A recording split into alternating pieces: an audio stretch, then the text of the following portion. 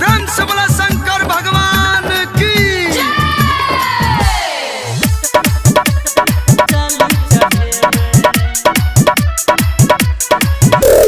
Music by DJ Umesh शुक्रिया बाजार। कोन ठाम तू जछ बोल बमरे, कोन ठाम तू जछ बोल बमरे, तानी हमरा बता दे। जाही नगर में आई बेर गे हम कबर सदेवे, मुन्नी बाबा पे आईबे हम जल चढ़ेबे। कोन ठाम तू जछ बोल बमरे, कोन ठाम तू जछ बोल बमरे, तानी हमरा बता दे।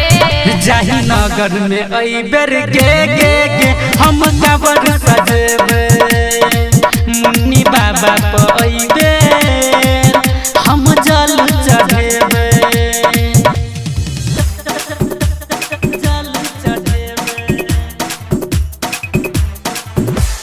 म्यूजिक बाय डीजे उमेश शुक्रिया बाजार। अभी आप सुन रहे हैं खुटौना से मैथिली म्यूजिक की शानदार प्रस्तुति। बड़ी दूर छई बाबा के नागर, कल कानी आराम रे।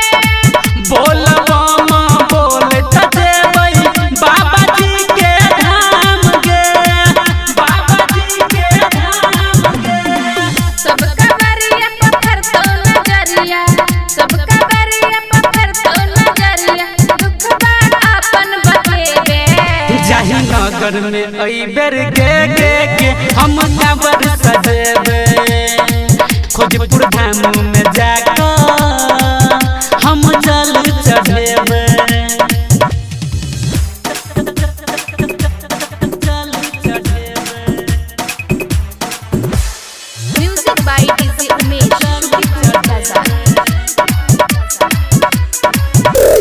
बोला बोला बाबा गरीबनाथ की। कनक तोरा चमकौ काबर, माथा पर तोरा पगरिया। चले नहीं मंजू तू साथू हमारा, फिर तो बाबा नजरिया, फिर तो बाबा नजरिया।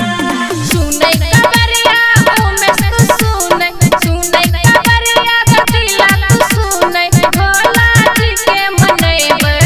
जाही नगर में आई बेर गे हम कबर सजेबे, खोजपुर धाम में जाकर